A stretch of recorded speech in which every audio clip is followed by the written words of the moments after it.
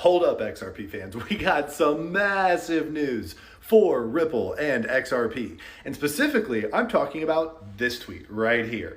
Now, this, guys, is way bigger than I think anybody realizes. And yeah, sure, XRP didn't react price-wise to this news, and fine, whatever. We've talked about news does not always drive price action, but what this means is way bigger than anybody could possibly imagine. Now, let me explain. So first, let's point out the obvious with this, right? What we see is Connexus, Ondo, Ripple, MasterCard, and JP Morgan all got together and did a transaction on the XRP ledger using interbank settlement rails. Now, what exactly does that mean and why is that such a big deal, you might ask?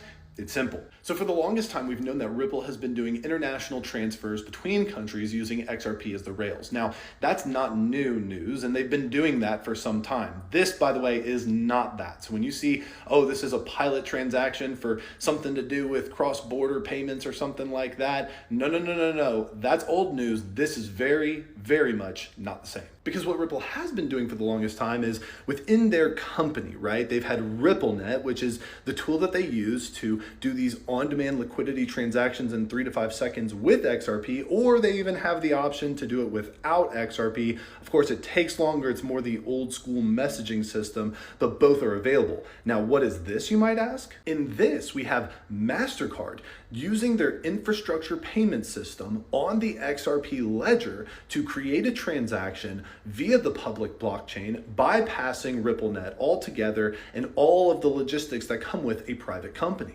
Guys, this is potentially huge because you're bypassing the private sector of Ripple altogether, which might sound bad that you're bypassing Ripple, but in reality, the fact that they touched the XRP ledger, which runs on XRP, without hitting the private sector and having to jump through all the hoops and hurdles of that is big. And if you're still having trouble understanding exactly what I'm talking about, let's liken it to a toll road, right?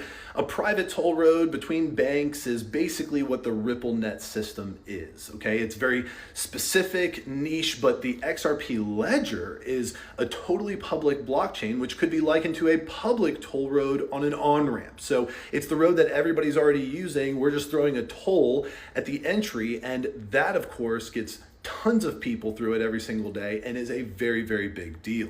And not only that, guys, but this is Masterbrand, JP Morgan, all these different companies validating the XRP ledger, which is very different from validating Ripple as a company. Remember, the XRP ledger is a public blockchain anybody can use, and it runs on XRP. So they are validating both the ledger and the asset underneath. Now, look, I get it. Price didn't move. And yeah, that's kind of frustrating, of course. But the